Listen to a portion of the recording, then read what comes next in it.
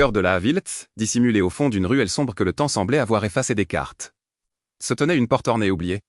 Sculptée dans un bois ancien et sombre, elle ne menait pas à une boutique ou à une demeure, mais à un lieu hors du commun, un sanctuaire de secrets et de destin. C'était l'entrée de la bibliothèque des Murmures. Un endroit dont l'existence même n'était plus qu'une légende chuchotée par les anciens les soirs de grand vent. Une histoire pour effrayer les enfants curieux. On disait que derrière cette porte ne se trouvaient pas des histoires passées, mais c'est là à venir, attendant patiemment d'être découverte. Poussant la lourde porte qui gémit sur ses gonds rouillonnes, on pénétrait dans un autre monde. L'intérieur de la bibliothèque des Murmures était une vision à couper le souffle et mince, une immense salle caverneuse, dont les murs disparaissaient sous le poids d'innombrables étagères montant jusqu'à un plafond perdu dans l'obscurité.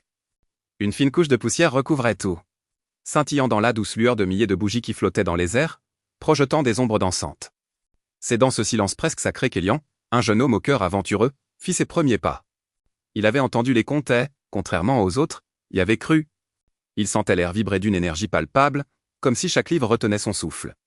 Caressant ça, les ouvrages ne contenaient pas des mots imprimés à l'encre, mais des futurs possibles, des échos de vie non encore vécus, chuchotés à l'oreille de celui qui osait écouter. Attiré par une force invisible, Elian s'avance vers une étagère isolée. Ses doigts effleurèrent les reliures de cuir usé avant de se poser sur un volume particulier. Un livre sans titre dont la couverture semblait l'appeler. Le prenant délicatement entre ses mains, il le sentit vibrer d'une étrange chaleur. Il l'approcha de son oreille, retenant sa respiration. C'est alors que la voix du livre s'éleva, non pas dans l'air, mais directement dans son esprit. Ce n'était pas un son, mais une cascade de pensées, d'images et d'émotions. Le murmure lui parla d'un trône qui l'attendait, d'un royaume à gouverner à d'une gloire sans pareille. Mais il lui parla aussi du prix à payer d'une trahison cruelle, un ami sacrifié sur l'autel de son ambition. La promesse de pouvoir était enivrante, mais l'avertissement était glacial. Le murmure s'éteigna, laissant Elian dans un silence assourdissant, le poids du monde sur ses épaules. Le livre dans ses mains était devenu lourd, non pas de son poids physique, mais de celui du choix qu'il représentait. Son visage, baigné par la lueur vacillante des bougies, était un masque de doute et de conflit intérieur. Devrait-il suivre ce chemin périlleux vers le pouvoir, embrasser la couronne promise au prix de son âme?